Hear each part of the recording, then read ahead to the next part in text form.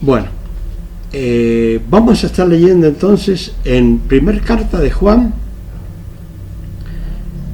en el capítulo 1, versículo 1. Y saludamos a Esteban Alberto Pujada, que ya está allí sintonizado. Que el Señor le bendiga, mi hermano. Bueno, vamos a leer en el nombre del Padre, del Hijo y del Espíritu Santo. Y el pueblo que escucha dice amén. Lo que era desde el principio, lo que hemos oído, lo que hemos visto con nuestros ojos, lo que hemos contemplado y palparon nuestras manos, tocante al verbo de vida, porque la vida fue manifestada y la hemos visto, y testificamos y os anunciamos la vida eterna, la cual estaba con el Padre y se nos manifestó. Lo que hemos visto y oído, y eso os anunciamos, para que también vosotros tengáis comunión con nosotros, y nuestra comunión verdaderamente es con el Padre y con su Hijo Jesucristo. Estas cosas os escribimos para que vuestro gozo sea cumplido. ¿Sí? Dice, este es el mensaje que hemos oído de él y os anunciamos. Dios es luz y no hay ninguna tiniebla en él. Si decimos que tenemos comunión con él y andamos en tinieblas, mentimos y no practicamos la verdad. Pero si andamos en luz, como él está en luz, tenemos comunión unos con otros, y la sangre de Jesucristo, su Hijo, nos limpia de todo pecado. Bueno, ahí estamos en este momento. Hasta ahí vamos a leer. Saludamos a Jorge Jiménez, ¿sí?, que nos está viendo. Que el Señor le bendiga. Bueno, vamos a estar viendo para entender, porque la palabra muchas veces nosotros la leemos y la leemos como una simple palabra nada más.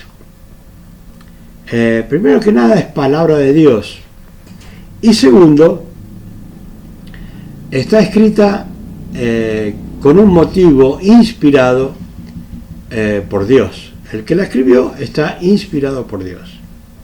Ahora, una de las cosas que las personas deben saber es que, ¿por qué es que Juan escribe esta carta? No solamente Juan escribe esta carta, sino que escribe primera, segunda y tercera de Juan, y escribe el Evangelio de Juan y también el Apocalipsis. O sea que cuando nosotros leemos, estamos en cierta forma leyendo una historia juanina, ¿sí? Una historia y a la vez palabra de Dios, lógicamente. Juanina, podremos decir que es Juanina, todos esos que yo he mencionado. Ahora, ¿qué lo hace escribir a Juan estas cartas?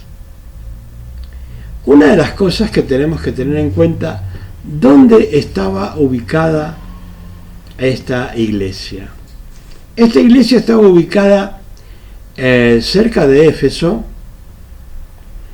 y era un lugar muy, muy, muy importante. Es como que hoy día dijésemos New York. Cuando hablamos de New York sabemos que hay mucha gente, mucha circulación de personas que van y vienen.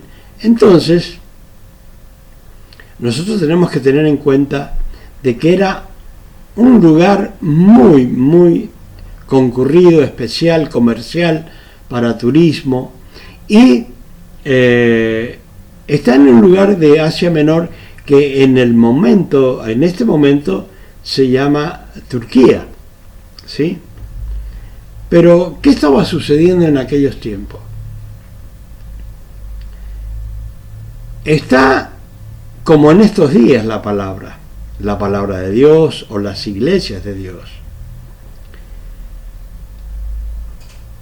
Para que entiendan, el apóstol ya habría pasado, o más o menos la habrá escrito como en el año 60 después de Cristo, habrá escrito esta carta. Ahora, ¿qué es lo que estaba sucediendo para que Juan escriba de esta forma? El Evangelio, como los días de hoy, estaba, se puede decir, desapareciendo. Los pocos que llevaban el Evangelio adelante eran muy pocos los que realmente estaban predicando el Evangelio como debe ser. Estamos igual en los tiempos de ahora. O sea que el Evangelio en aquel tiempo estaba como desapareciendo. Y si nosotros miramos ahora, pareciera que el Evangelio está desapareciendo. Y eso se debe no a la culpa del Evangelio en sí, sino es culpa de aquellos líderes que están dirigiendo las iglesias hoy en día. ¿Qué sucedía en aquel tiempo? Las personas, habían algunos que ya comenzaban a predicar como una especie de nueva doctrina, y estaban ellos, ¿en qué se basaba el mensaje de ellos? Que en realidad Jesucristo ya no, decían que Jesucristo no había venido en carne, que Jesucristo no era el Hijo de Dios. Es muy parecido a lo que hoy día se predica. Y entonces ellos estaban entorpeciendo la sana doctrina. Como sucede en los días de hoy, los hombres hacen las cosas a su manera, se dirigen a su manera y predican el Evangelio de acuerdo a lo que le conviene para sus bienes personales, y no predican la palabra como deberían predicarla, ¿sí? Entonces, habían personas corruptas en aquel tiempo que estaban en cierta forma destruyendo totalmente el Evangelio, ¿sí? ¿Por qué? Porque estaban revolviendo a la iglesia, hablándole a otros hermanos y diciéndole cosas que eran mentiras, eran muchas mentiras. Entonces, viendo ya la decadencia de la predicación del Evangelio, porque el Evangelio siempre es poder de Dios para salvación, pero viendo la decadencia de los líderes de aquel tiempo, en Éfeso, y Juan tenía varias iglesias que él mandaba cartas y los mantenía todo el tiempo hablándole del Evangelio, ¿sí? Pero estaban ocurriendo estos problemas. Entonces, Juan, viendo la situación de la forma que se estaba predicando el Evangelio, él escribe, primero que nada, escribe el Evangelio de Juan. Y después que escribe el Evangelio de Juan, escribe la carta, la primera carta de Juan, que se repartía en todas las iglesias. Hoy día nosotros tenemos la bendición de que ya está toda la Biblia, está toda junta. Antes eran pergaminos que se leían y se pasaban de lugar en lugar, pero hoy tenemos la palabra de Dios por la cual nosotros aprendemos. Entonces, al ver la decadencia de la predicación del Evangelio de aquellos tiempos, Juan comienza a escribir esto. Yo le hago toda esta explicación para que ustedes entiendan qué estaba pasando y qué hacía Juan para defender el Evangelio o la sana doctrina. Y dice, lo que era desde el principio, lo que hemos oído, lo que hemos visto con nuestros ojos, lo que hemos contemplado y palparon nuestras manos tocante al verbo de vida, porque la vida fue manifestada y lo hemos visto y testificamos. ¿Sí? O sea que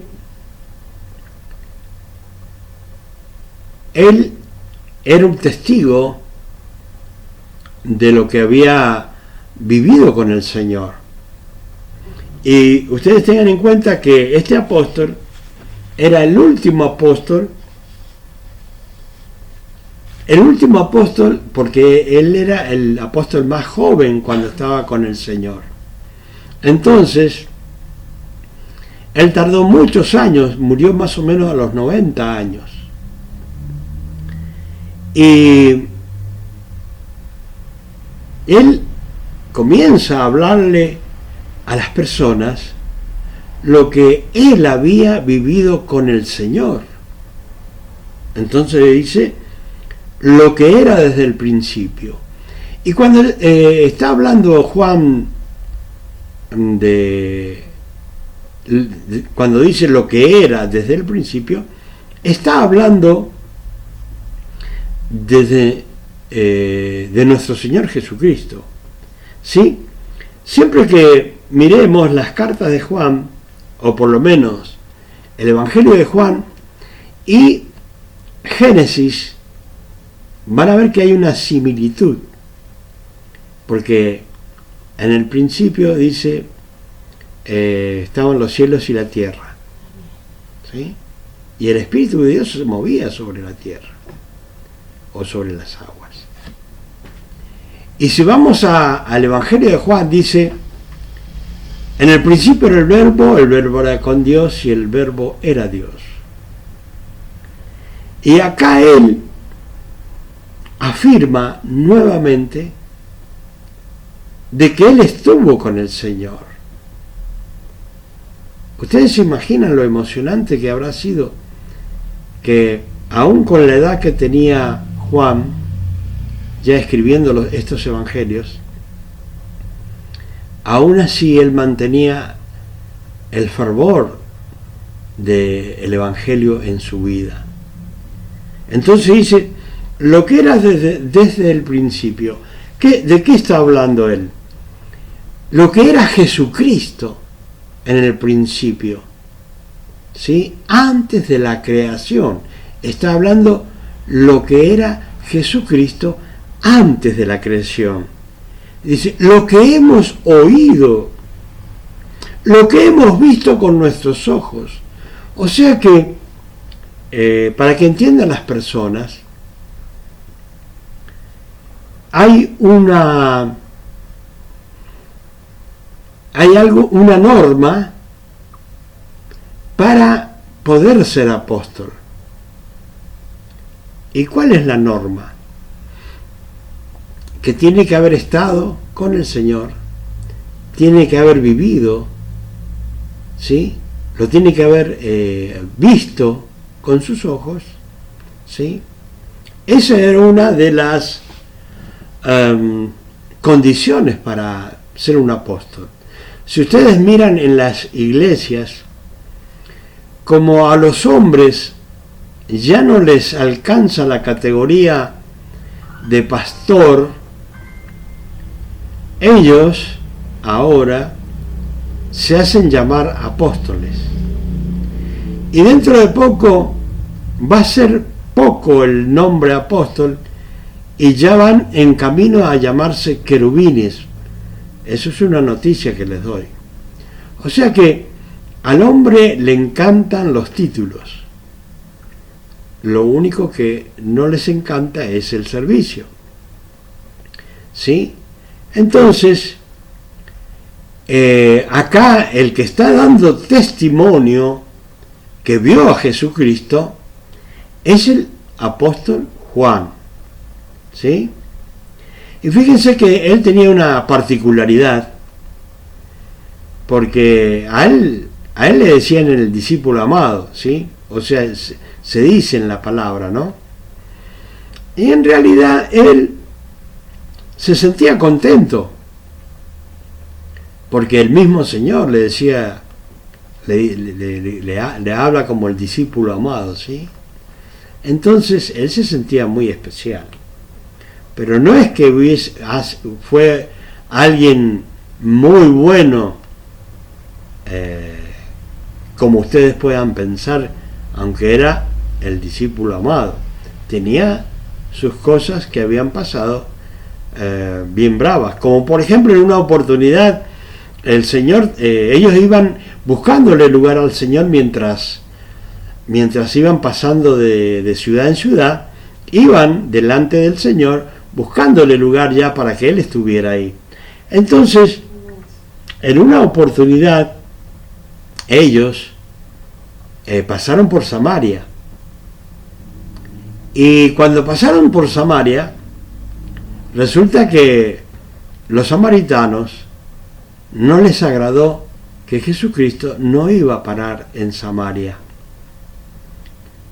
Y se pusieron un poquito bravos con los discípulos. Entre estos discípulos estaba Juan. ¿Y qué es lo que hizo Juan?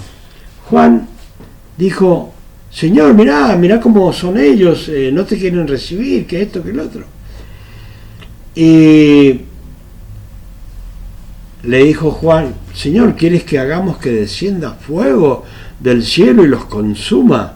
Bueno, ahí pueden ver que más allá de que eran apóstoles, también eran hombres, ¿sí? Hombres pecadores. El asunto es que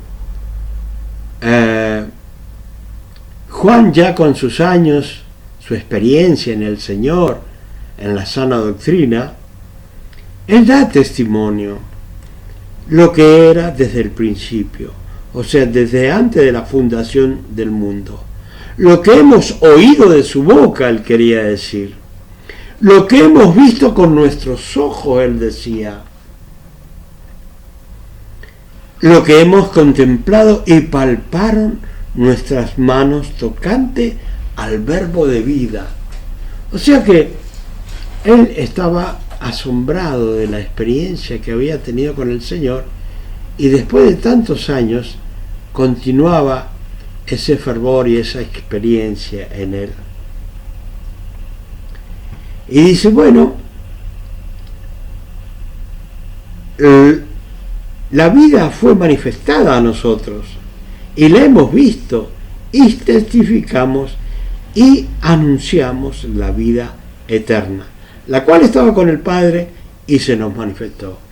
Él está diciendo, bueno, Jesucristo estaba con el Padre, pero vino a la tierra y esa vida eterna en carne se manifestó a ellos. Y este era el problema por el cual el apóstol Juan estaba escribiendo esto, para decirle, nosotros lo hemos visto con nuestros ojos.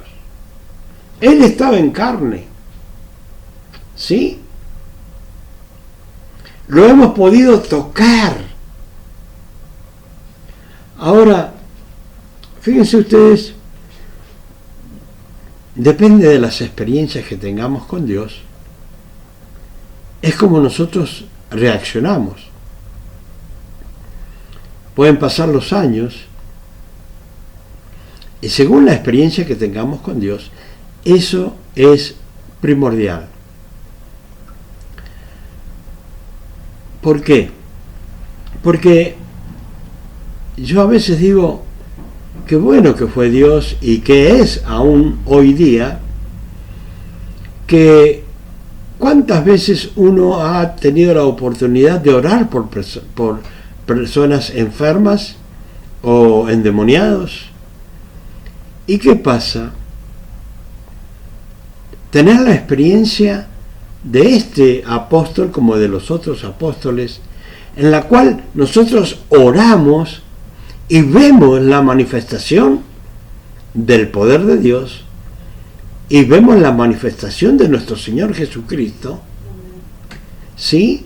Entonces, esas experiencias que yo he tenido con el Señor hacen que mantenga mi fe, pase lo que pase, ¿sí? ¿Por qué? Porque esas experiencias son tan grandes como hasta el día de hoy, que nos quedamos asombrados de las cosas que Dios hace, pero también nos quedamos asombrados porque Dios nos contesta. ¿Qué sería de nosotros si al Dios que amamos, adoramos, no contestara? Pero oramos acá, pedimos por personas con coronavirus y cuántas enfermedades, y son sanadas, son liberadas. ¿Cuántos testimonios hay de lo que Dios hace? Entonces, muchas veces la gente por ahí, cuando uno habla de los testimonios, de las cosas que uno ha vivido, no sé, a algunos les puede parecer mal que uno dé testimonio de lo que yo he visto con mis ojos manifestarse el poder de Dios y manifestarse nuestro Señor Jesucristo. Es algo grandioso que hace que uno mantenga la fe. Eso ayuda muchísimo. Entonces, una de las cosas que yo siempre le recomiendo a las personas es que tengan una experiencia con Dios. Ahora, la gente dirá, bueno, ¿cómo hago para tener una experiencia con Dios? Es muy sencillo, es muy fácil. ¿Por qué? Porque día a día nosotros tenemos dificultades, tenemos problemas, tenemos cosas que resolver. Y dice el Señor, cada día tiene su propio afán. O sea que cada día tenemos que resolver algo. Entonces, en esto de resolver nuestros problemas, nuestras dificultades, y viendo la mano de Dios poderosa manifestarse a través de los milagros y la maravilla que le pedimos en nuestras peticiones, ahí tenemos una experiencia con Dios. O sea que no tiene que ir muy lejos ni preocuparse, porque todos los días usted puede tener, desde que se levanta hasta que se acuesta, puede tener una experiencia con Dios. Tiene una experiencia de hablarle a Dios. Tiene una experiencia de que Dios le conteste. Y puede tener una experiencia de que reciba algo que usted no pensaba que lo iba a recibir. Entonces, es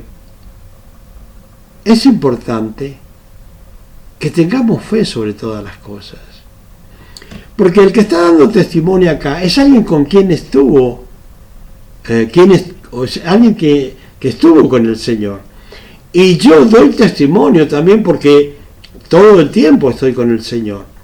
No quiero con esto decir, oh, bueno, José Luis es un santo que camina a 1 metro del piso. No, tengo dificultades, tengo de todo. Pero yo sé que Dios ayuda a resolver mis problemas y mis dificultades. No son tremendas dificultades, pero a veces hay dificultades, como los tiene cualquiera de nuestros familiares, ¿sí? Siempre hay dificultades, pero usted puede tener una experiencia como Juan, ¿sí? Porque ¿cuántas veces he tenido oportunidad de orar por personas que estaban paralíticas y se han levantado? Es una tremenda experiencia con Dios. Una tremenda experiencia con Dios. ¿Cuántas veces he visto gente con 5 días de vida y a los 3 días estar en perfectas condiciones? Hace poco oramos por una niña que estaba en coma con un ACV, y a los 3-4 días la vimos sentada en su cama, y después unos días más y la vimos caminando normalmente. Eso es una experiencia con Dios. Y más allá de la experiencia que uno tiene, la experiencia que tuvo esta familia donde su hija estaba en perfectas condiciones. Esas son experiencias que uno tiene con el Señor. Hay veces que tenemos dificultades. ¿Y cuántas veces cuando tenemos dificultades, bueno, pensamos que ya se terminó la vida y qué sé yo? Pero hay veces que el problema o la dificultad que se presenta es para la gloria de Dios. ¿Por qué? Porque en esa dificultad que se presenta, en ese problema, también después Dios es glorificado en el nombre de nuestro Señor Jesucristo, porque de esa forma nosotros glorificamos a Dios y nos damos cuenta de lo hermoso que hemos recibido del Señor, pensando que algo se terminaba. Resulta que en ese momento comienza, ¿sí? Saludamos a Javier Zarco, ¿sí? Tenemos una experiencia con Dios y eso es algo muy grande, porque ¿quién dice el Señor? El que haya recibido un milagro después podrá hablar mal de mí, dice el Señor. Yo creo que nadie puede hablar mal del Señor después de recibir un milagro, ¿sí? Ahora imagínense la experiencia de Juan. En el caso mío, yo viajando días y días y días de lugar en lugar, predicando la palabra, y uno se acostumbra a ver milagros y maravillas todos los días, una experiencia con el Señor. Usted la puede tener, posiblemente si tiene alguien enfermo, o tiene un problema, una dificultad en su familia, cualquiera sea, a lo mejor tiene problemas matrimoniales, tiene problemas económicos, y tiene la oportunidad de tener una experiencia con Dios, de poder verlo con sus ojos espirituales, de poder tocar, por ejemplo, si sanó a una persona que posiblemente se iba a morir, y usted la toca, y dice, es un milagro verlo y tenerlo en este momento acá. Esa es una experiencia con Dios. ¿Por qué? Porque era una persona que a lo mejor se iba a morir y de repente está viva y no tiene ninguna dificultad, ¿sí? Entonces es muy bueno tener una experiencia con Dios. Yo tengo familiares que han tenido experiencia con Dios, Y las más recientes han sido con coronavirus. Han tenido una experiencia con Dios. Pero lo más lindo es que Dios los sanó inmediatamente. Saludamos a Nazareno Luco. Que el Señor le bendiga.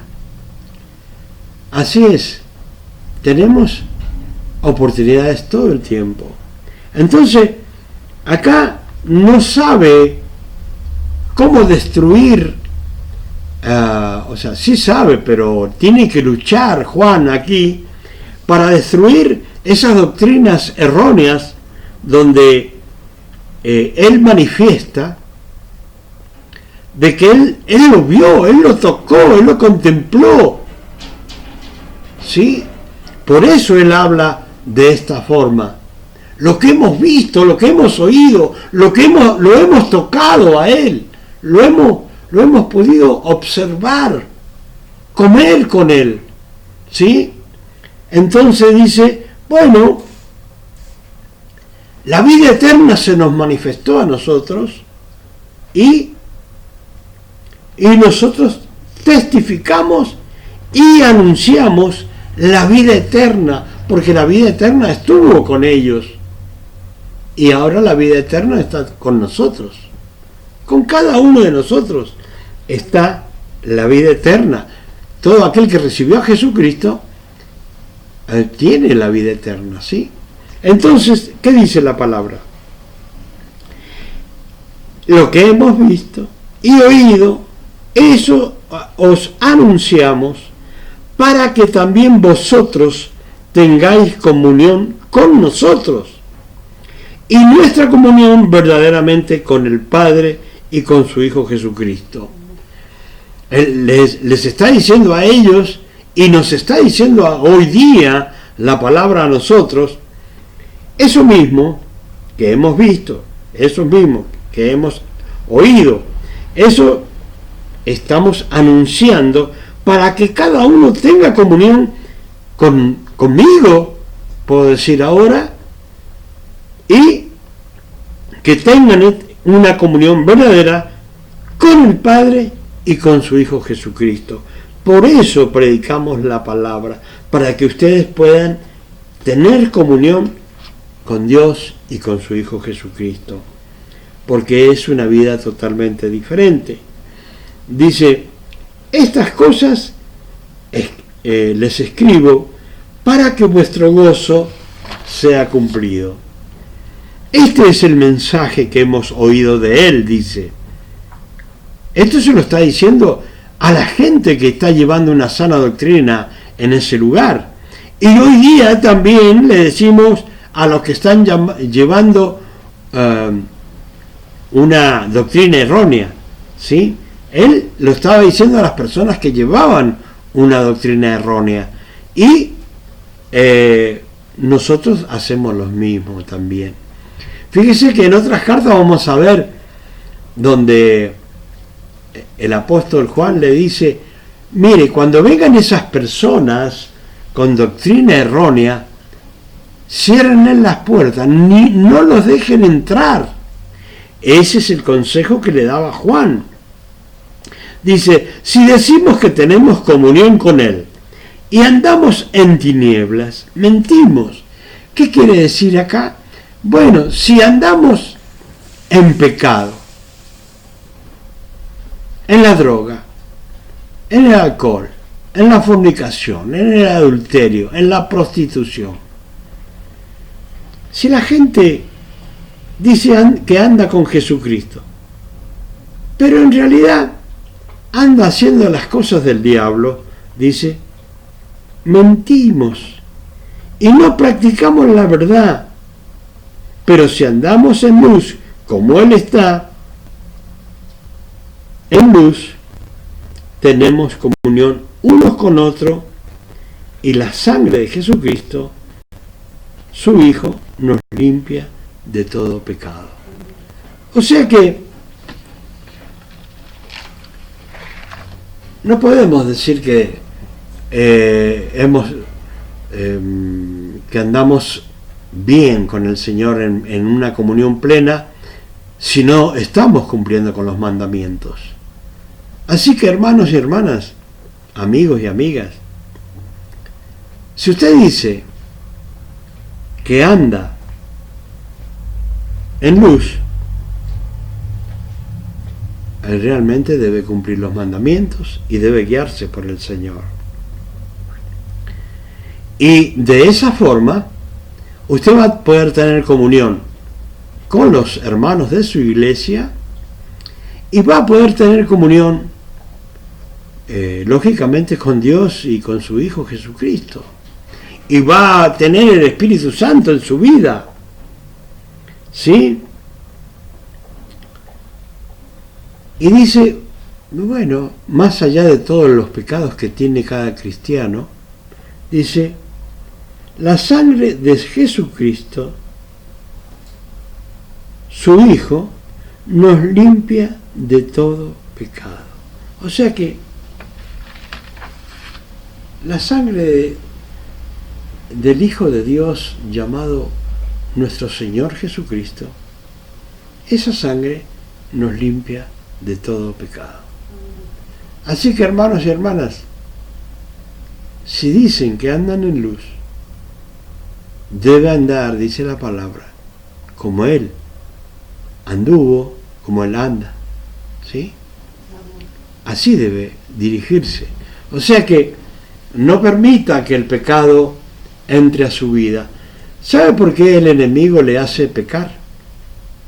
Para que usted no tenga experiencias con el Señor, para que usted no reciba bendiciones de Dios. ¿Sí? Porque sabe una cosa, hay padres, los padres terrenales, siendo malos, tratan bien a sus hijos.